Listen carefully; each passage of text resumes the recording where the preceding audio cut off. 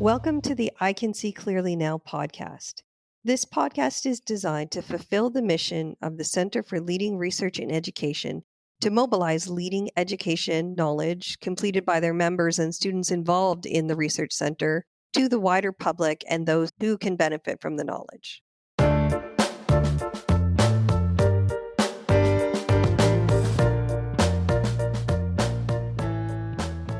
The theme for this episode is that we can't change the world, but we can start with one research center at a time.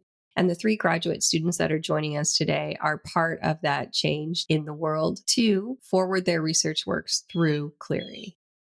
So first, I'd like to have them introduce themselves to you. So we'll start in alphabetical order with Ali Jasami.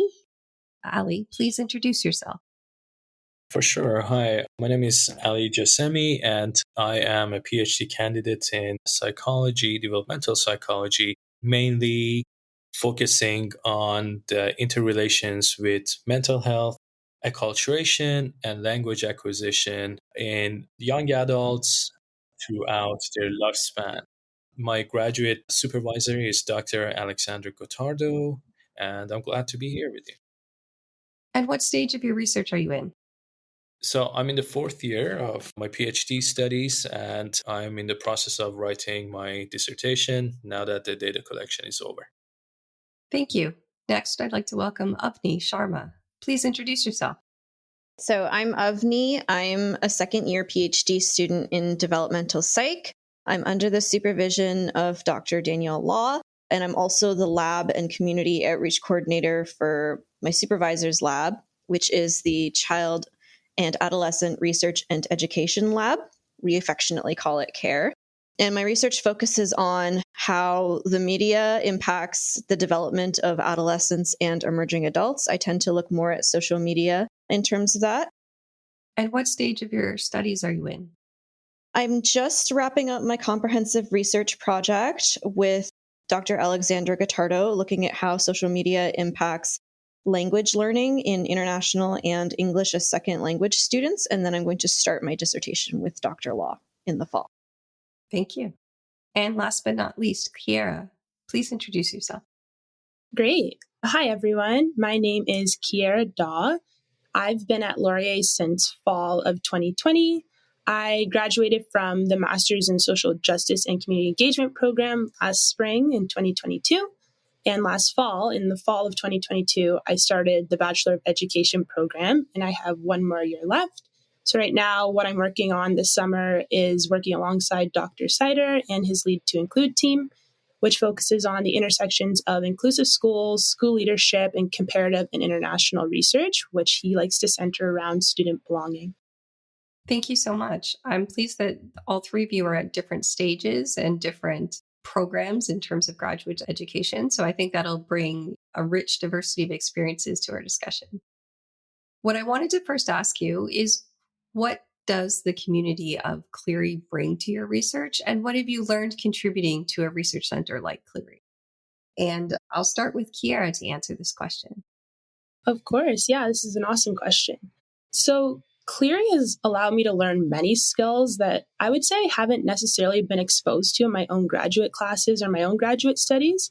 Like, for example, it's given me lots more opportunities to become known and experienced in my field. So while I'm working with Dr. Sider on numerous projects, some are actually being published, which has been a goal of mine since I started graduate studies. And I've been finding that finding guidance on how to achieve this goal has been a little bit tough before joining this research center. Now, however, working with Dr. Sider, he asked me at the beginning of the summer to outline some of my goals and objectives, and I indicated to him that becoming published, learning the process of becoming published, is something that I'm really interested in and would love to have the skills to move forward with.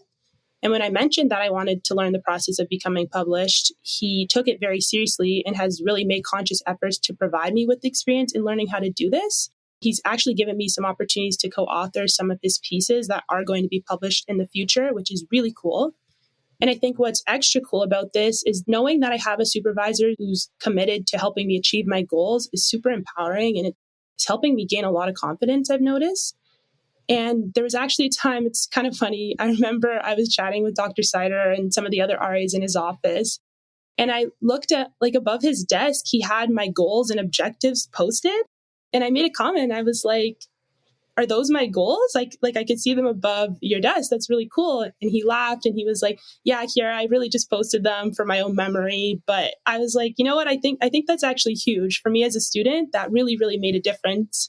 Like, seeing that your supervisor has taken a vested interest in your success is super inspiring. So knowing that I have Dr. Sider, someone who's really committed to helping me achieve these goals and having such a great mentor is absolutely huge. Like I said, in building confidence, gaining these skills, it's really incredible. That's amazing. And, if you can see your goals in front of you, they're more likely to be achieved. So that's an amazing, amazing story. And kudos to your supervisor. Ali, what does the community of Cleary bring to your research? And what have you learned contributing to a research center like Cleary? Sure. Actually, it's a combination of both in my answer. In fact, what I think science is, or at least should be, is battling the dogma and first within. So one thing that Cleary does is bringing perspectives of other researchers, and they could be in many different paths to research and finding, quote unquote, the truth. So this helps us to have this communal environment to chat, to gain better perspectives or other perspectives that may or may not be different from how we see the paradigms that we use. And being involved with Cleary for some time now, I have noticed that there is a very fast growth in the community of Cleary, and people from different paradigms, different research backgrounds are joining, and that is really helpful to broaden my perspective as an individual for sure. And also it helps with the sense of community. If I want to bring it back to the scope of this talk, especially for young researchers or the ones who are just joining the community of research, this is a really good and safe practice for researchers to test the water and see how they can fend for themselves, how to learn from others, and how to share their ideas, and in an environment that they get embraced. And I have felt it throughout my involvement with Cleary as well, that it's really supportive community, both to provide new perspectives and also to listen to perspectives of people who are joining recently to this community.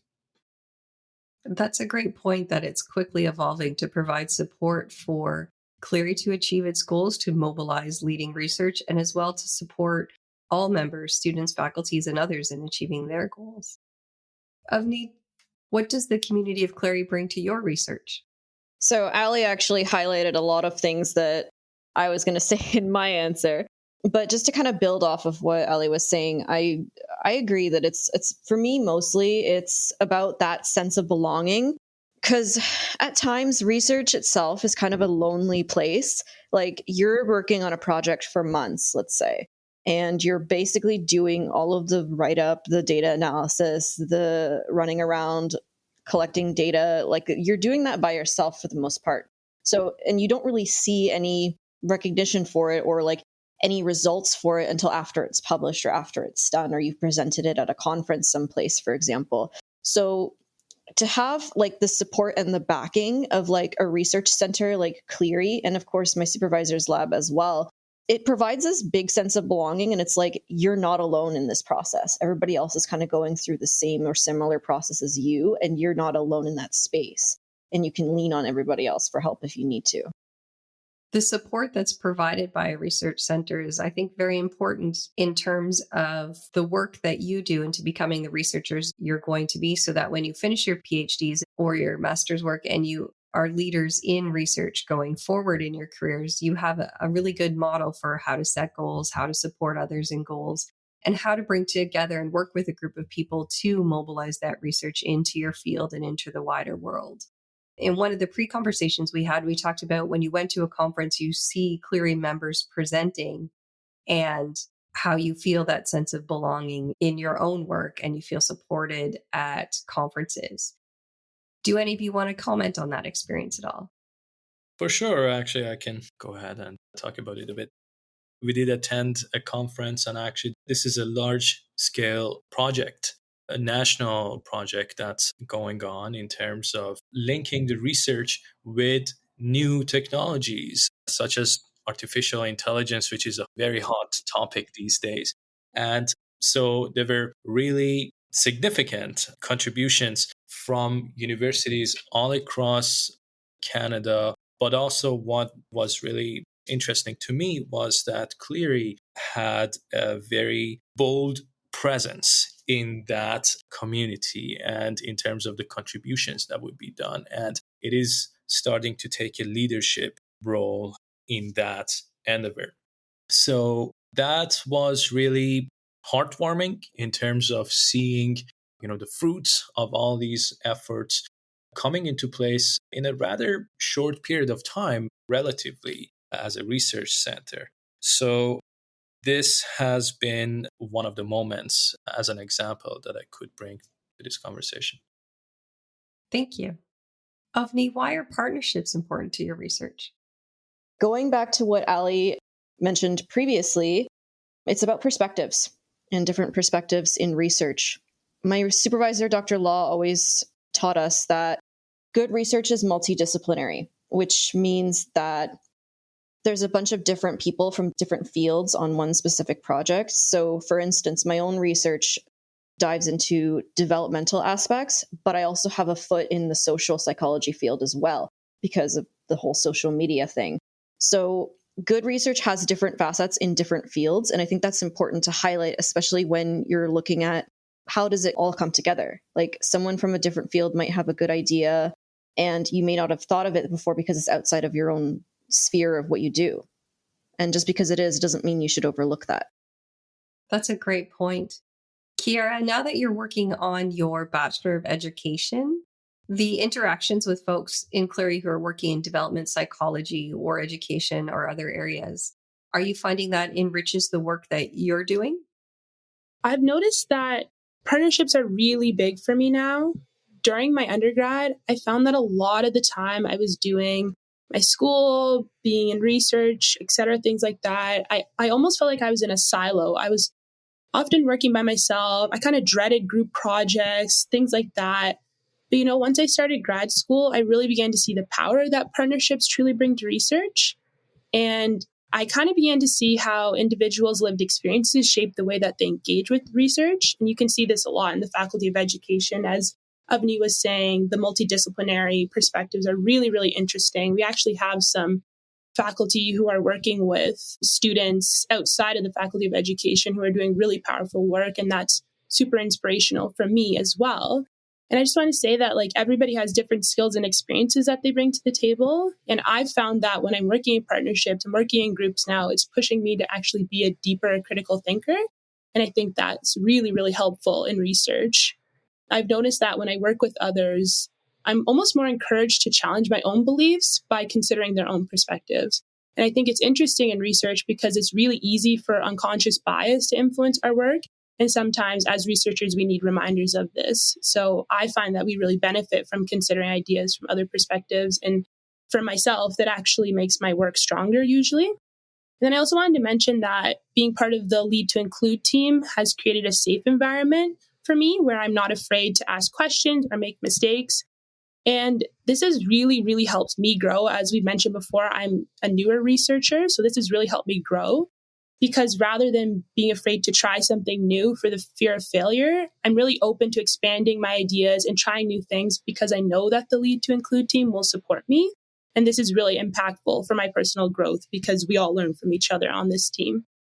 And a lot of the work that we're doing this summer with Dr. Sider includes global partnerships, which has elevated my experience. Being in the BEd program has been incredible, but getting to see what people are doing around the world. I'm working with top scholars in special education. From a global perspective, this has really, really enhanced my learning and my understanding of the way that we teach and engage with education. And I actually am feeling more confident as a new researcher when I'm working in these partnerships because I'm getting to learn, like I said, from the top scholars, and that's such a privilege. So yeah, partnerships are huge for me. Ali, how have partnerships affected your work? If I want to say it in one word, it's significantly. But lots of good points were made so far already. So I'm just going to put the emphasis on another aspect of it. But before doing that, one thing is humans are communal species. So, this partnership is not just in the research, in all aspects of our lives. We are constantly partnering with different people across the society, the same way that we are doing it right now. And in the research, it's the same thing. So you're technically partnering with the participants that you have in this study. They are helping you. They are maybe also learning something from you. Also publications, the research assistants, all these different facets of research involve partnership. So I'm just going to change the gear from that and bring it more to Cleary and how partnership with Cleary has helped. One of the major aspects of partnering or being a member of Cleary and its relations to the research is finding support and opportunities, and also situations that you could be of help even beyond Cleary. So as an example that I can bring is that one of the good friends and members of Cleary, he has some friends and some researchers that he knows in another province in Quebec, in another university, University of McGill. And so that researcher is not part of Cleary, but because of a researcher member of Cleary, now we are in contact and exchanging ideas in the field of research that I am working in. So not only this partnership assists us within the Cleary and getting the perspectives, going back to the previous question, but also it opens another window that you can access certain partnerships even beyond the scope of Cleary that could be used. And as I said, to bring it all back together is that I believe if these partnerships, especially in the field of research that I am doing and many people are doing, if they don't exist, no research, no contributions to the body of literature could be performed. So they are huge and they are very significant. Cleary embraces all of that. I love what you've all said around it's about partnerships and networks. In the work that you do is intrinsically lonely because you're singly focused on your research question. But the partnerships and the networks and the interactions you have with each other can almost exponentially build your work and exponentially build the impact you have in your field. And I'm so glad that Cleary is helping with that.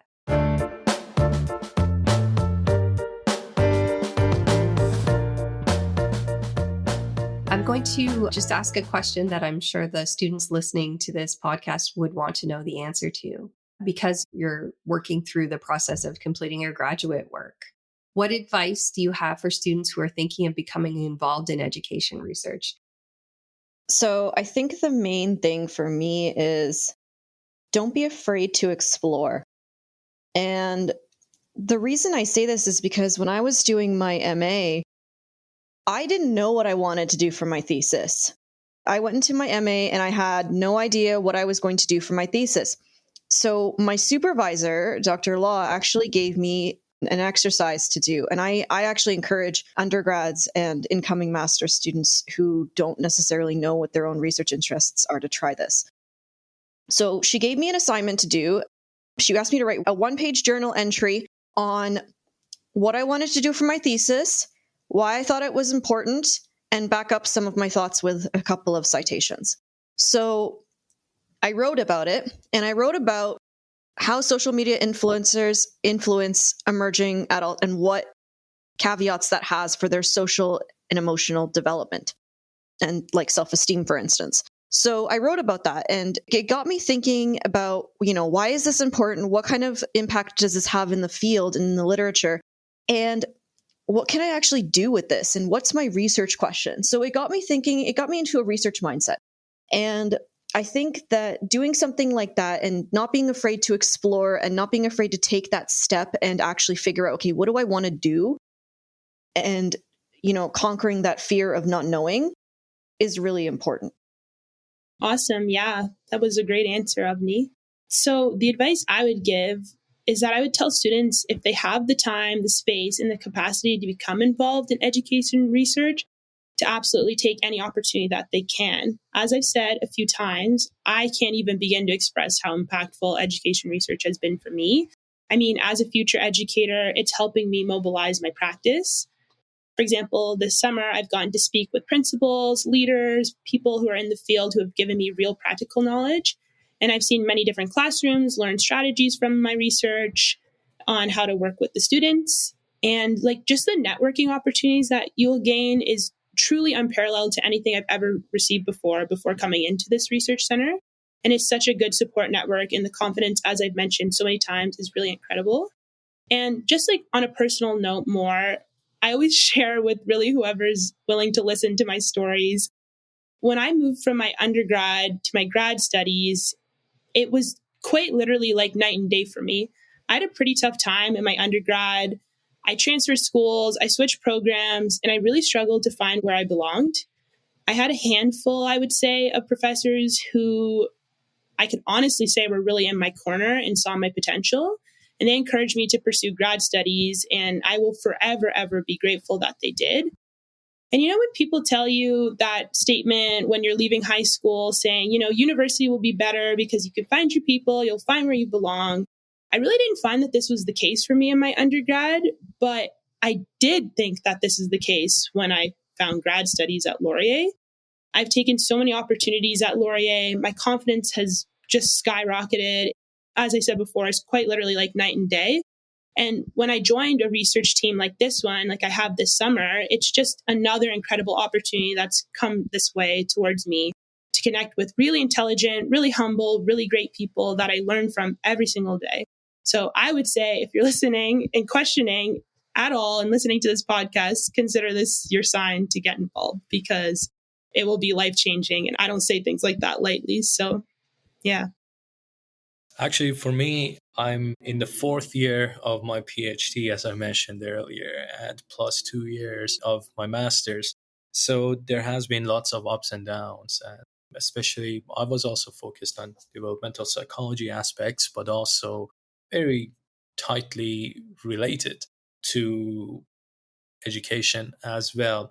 So one thing from this perspective, if I want to have to young researchers or the ones who want to step into this path, is be sure to have patience.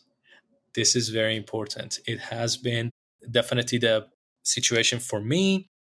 It definitely gets good at the beginning when you start. You may feel that you're lost. You may feel that nothing is happening. You want to go, let's say, have data collection or do what you're supposed to do, and you just face dead ends or roadblocks. First of all, know that those are not dead ends. They're just obstacles. When you step back or when you're beyond them, a while later, you're just going to realize that they were not that big. It's very important to have that in mind and that patience, especially in this field of education, field of psychology. You are working with humans, being children, adults, people with certain mental health or psychological challenges. And it's much different than working, let's say, with mice or working with computer programs. So there are lots of nuances that you have to also master. At the beginning, it is going to be hard. Again, you would need patience to learn that. As you go along, you may feel literally that you are in a dark cave, dark tunnel. You're not going to see any light, but be sure that there is going to be light, being dim or not, but it is going to reappear and sometimes disappear again, but it is going to appear. And at the end of the road, you are going to realize that all of it was worth it. you are going to make a difference. You are going to have an impact, small or large, you are going to have an impact. And you're going to realize that it was all worth doing that. All this advice you've given is fantastic and will help emerging researchers as they start their graduate studies and continue on to become researchers who contribute to research centers like Cleary, or share their lived experience or contribute their practice to the research that is going on through the research center in the community. And I wonder if you could share, how do you hope to see your field evolve? And we'll start with you, Ali. For sure. I believe one thing that's important in any field of research or any aspects of life is battling the dogma. We talked about it before, and it may happen even in the fields of even scientists. Sometimes we may get stuck in our research in the way that we see the world, and we may think that we know the answer and we are the answer, and because we have read so many books, so we know better. But the mere meaning of science and being a scientist is that we don't know. We just want to know better. And so that goes to seeing the research field evolving as well. So one thing is that it may happen that researchers may get used to seeing the world from a specific lens, and it may get opaque over time, or it may get hard to change course or change the gear at least, and adapting to the new nuances. With the emergence of new technologies, it actually brings new lifestyle and new human dynamics in our society. So one thing that's important, especially starting with these research centers, is bringing those new ideas and not being afraid of sharing them, not being afraid of thinking that this is the established thought or paradigm or the way the research community works. You may be the new leader in that research field. You may be the person who is going to establish a new paradigm in the field that you are doing. Who knows? Like, first of all, I think humility is important in terms of knowing that the people who have been in this field for 30, 40 years, they know quite much, and you can learn about the field. But also don't be afraid of sharing your ideas just because you haven't been around for that long. There is always room for improvement, and we can make that change. And Cleary would be a good context or a good playground to start with. It's almost like Cleary acts as a megaphone to share these ideas and really create an atmosphere where ideas can be shared and developed to influence the field. I wanted to ask Kiara, what does your voice bring to the research landscape, and what do you hope to contribute? Yeah, that's a great question. And I really, really liked what Ali just said. I'm taking a lot away from this conversation. But I think I mentioned before, I'm still relatively new to the field of education research. But, having great mentors, which I think you can see through all my answers, has really been highlighted, the power of mentorship. But yeah, having great mentors in the social justice program, as well as in the Faculty of Education, has been really powering for me. I've had a lot of mentors who not only encourage me to pursue future research paths, like my PhD eventually, but they also truly believe that this is something that I can achieve. And as I've kind of said before, this type of empowerment has really helped me build my confidence.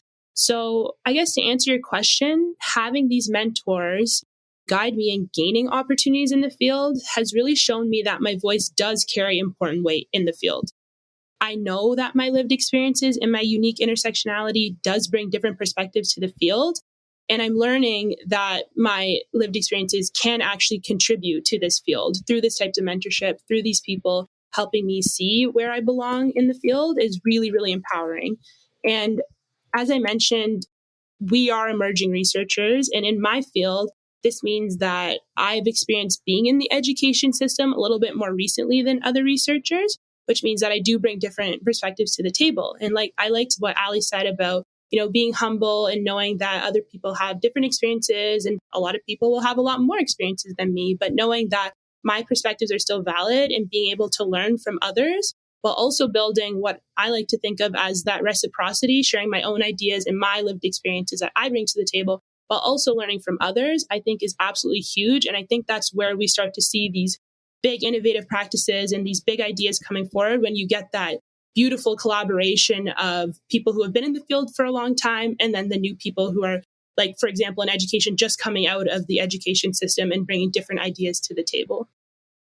I think that's a really important point, that the research is connected to what's actually happening in the education field, and that will help the research be more applicable to the actual practices that are happening in the classroom.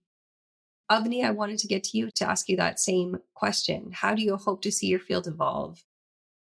So based on your comment there, Shauna, just about like how practices in research can impact practices in classrooms, I like to take that as practices in real life as well.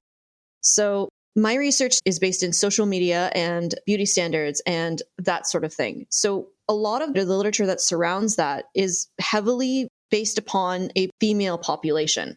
So I personally would like to see more diversity in the research itself, like using male participants, for instance, having a more diverse sample in terms of ethnicity as well. Like making sure that, when we do our research and we do our research practices, that we take into account the fact that, maybe these results are not generalizable to everybody. And maybe it's just to a specific population. And can we make it generalizable to everybody by including more diversity and more gender diversity and ethnic diversity? Probably. But we should probably, implement those practices in order to do that. So that's how I hope to see like this little niche field of mine evolve, and is having, for starters, having more male participants, but also being more inclusive and more diverse in terms of the sample sizes and sample sets that they obtain.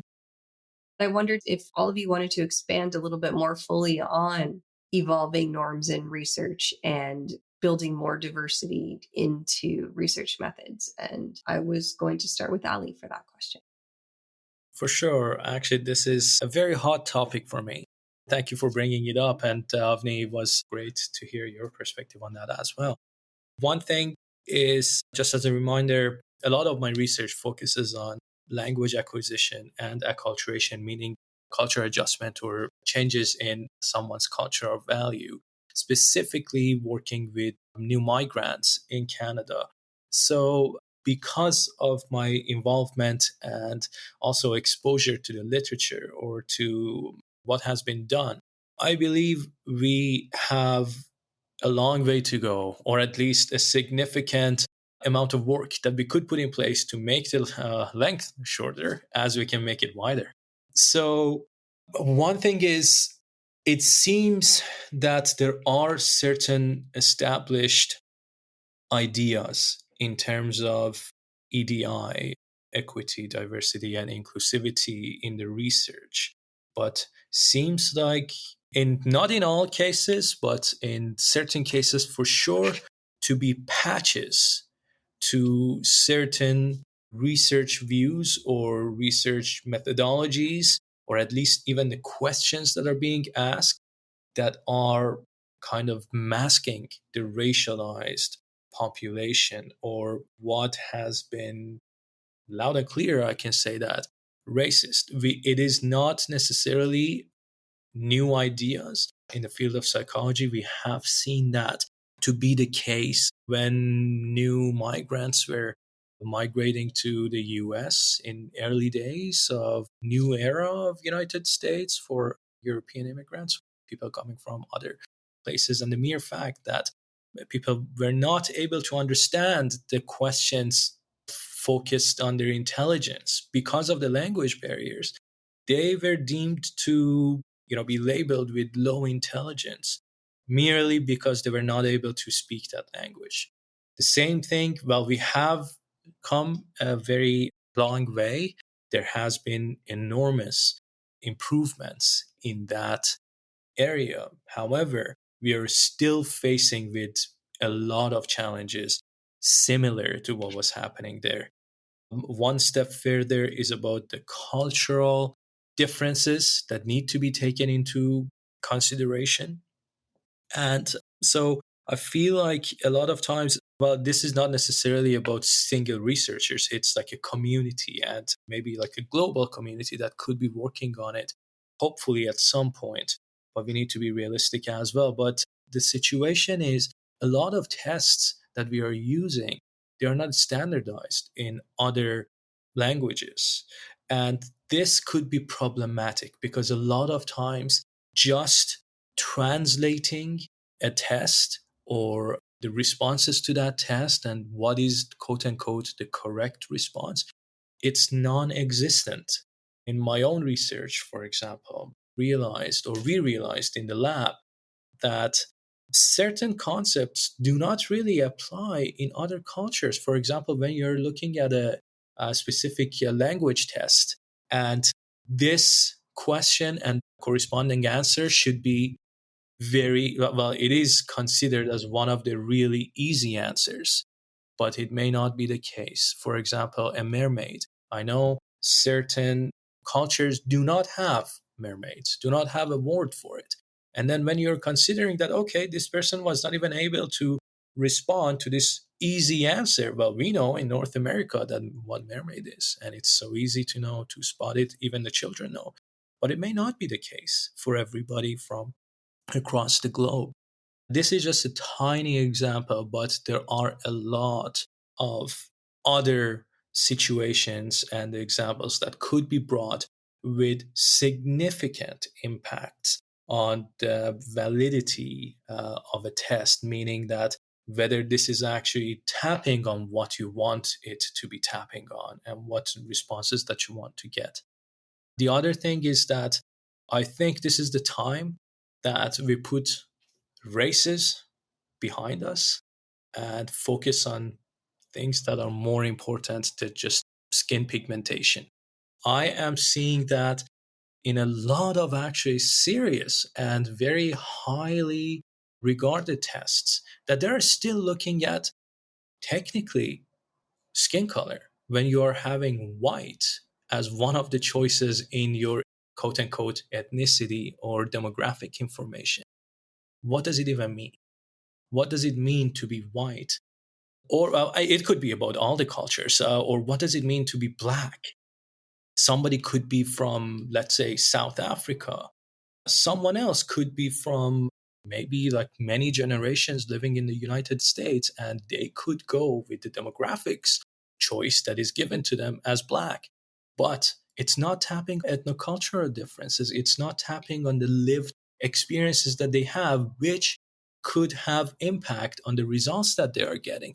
Same thing with quote unquote white as one of the options. Somebody could be from Ukraine or Russia or Eastern Europe, and the other person from, you know, downtown London, UK or Canada, etc. So we are missing a lot of important information. Again, going back to the example of mermaid, if you're just looking at their skin color and wanting to expand that to certain abilities that they have to have, it's simply wrong.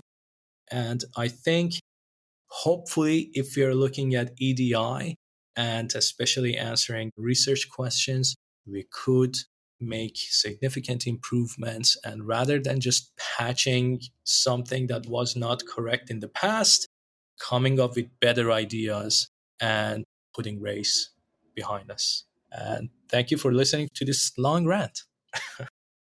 Avni, did you want to add to the evolution of research and measurement norms in your field?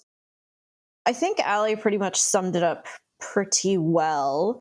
I do think that there needs to be work done in terms of how young researchers are mentored in survey design in some aspects. And the reason I say that is because one of the things that I personally struggled with the most when I was going into making the survey for my master's thesis was the demographics section and like the basic info section. And the reason that was because, well, what do I put here? How do I phrase this in such a way that it's inclusive and it doesn't alienate any of my participants, and my participants feel like that, hey, there's an option there that fits me. There's an option there that I can answer and it suits my needs or my own preferences. So I just want to make sure that's something that needs to be looked at, because I didn't have I had some support in that area, and, eventually it was figured out and we got a decent survey out of it. But I just think that more needs to be done there in order to provide some resources for emerging researchers in that area, so that, we are respecting equity, diversity, and inclusion in our research and in our research practices. That's a great point, that we need to evolve research designs and methodologies in emerging researcher training. And I think bringing the three of you together to talk about this and to bring it to the attention of Cleary as a whole really creates a force for change in doing survey research in this way. And we can move beyond the quote unquote basic demographics, unquote, to really make surveys really do what they need to do and find the answers that researchers need to find. Kiara, did you want to add anything here? Yeah, actually, I think I'm going to take it in a little bit of a different direction. So I think it's really cool when you start to bring up topics like this in classes for me in the BEd program. You really get to see the way that students get fired up about these topics. And as I mentioned before, I believe this is because when you talk about topics such as EDI, as I've said before, everyone has lived experiences that they bring to the table. So when we get to talk about how to navigate power imbalances and making room for tough conversations, how we challenge different ways of thoughts while being respectful, things like this, it gives space for everybody to share respectfully, as I mentioned, their opinions and ideas while bringing their lived experiences to the table. And I think you'll probably have noticed by now, but I am a person who likes to share stories. And it's funny because I remember during my second semester in the BEd program, I was in class with some of my friends, and it was a presentation day, and all the presentations were interactive, small group setting type things. And the topics were all pretty relevant to EDI and I. And it was just so huge seeing the way that my friend and I lit up when we heard the topic of conversation and knowing that it was an EDI and I topic. I honestly think it was the most that I spoke in the whole course. So it was just huge seeing like these conversations sparking such interest in my classmates and I. And I've noticed that in my short time in grad studies, I have done a lot of work with EDI and I. And it's also really interesting to see how some people approach it. You can see that some folks are trying to integrate it into the core of their work, while others almost use it as like a checkbox in their to-do list. And in my field, I think that when you get young educators together to talk about these important issues, you can, like I mentioned in that class with my friend and I, you can quite literally feel the powerful energy in the room. And this makes me really, really confident that the next generation of teachers are going to be revolutionary in our field. And I'm beginning to feel like, as I mentioned before, we might be the group that starts to embed these ideas into the roots of our practice rather than, having them as a checkbox. And I think that's huge. And these conversations are just sparking such interest. And I think it's because everybody has lived experiences and ideas that they bring to the table. Thank you, Kiara, for closing out this discussion with that. As those discussions happen with students, they happen at research centers, and they should happen in your research fields as well. You really bring home the theme of this episode, which is we can't change the world alone, but we can start with one research center at a time, with young researchers leading the way. Thank you to the three of you for participating. Thank you. Thank you. Thanks, Shauna. This was an awesome conversation. I took a lot away from what Avni and Ali were saying as well. This is great. And hopefully listeners will take away the different perspectives that you brought and the different phases of the study that you're in to really enrich the work that they do. And when they consider graduate studies or mentoring graduate studies of their own, that they really use Cleary as a model for how to develop researchers and research programs that can change the world. Thank you.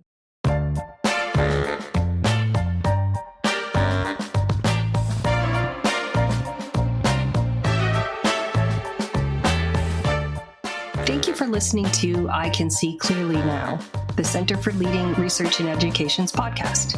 Stay tuned for more episodes featuring Cleary researcher students and community partners in conversation about leading educational research. Follow Cleary on Twitter at WLU_Cleary, CLRIE, or subscribe wherever you get your podcasts. Thanks to all who have been instrumental in the production of this episode in this series. The Cleary podcast was recorded and produced on the traditional territory of the Neutral, Anishinaabe, and Haudenosaunee peoples. For more information, click on the land acknowledgement link in our show notes.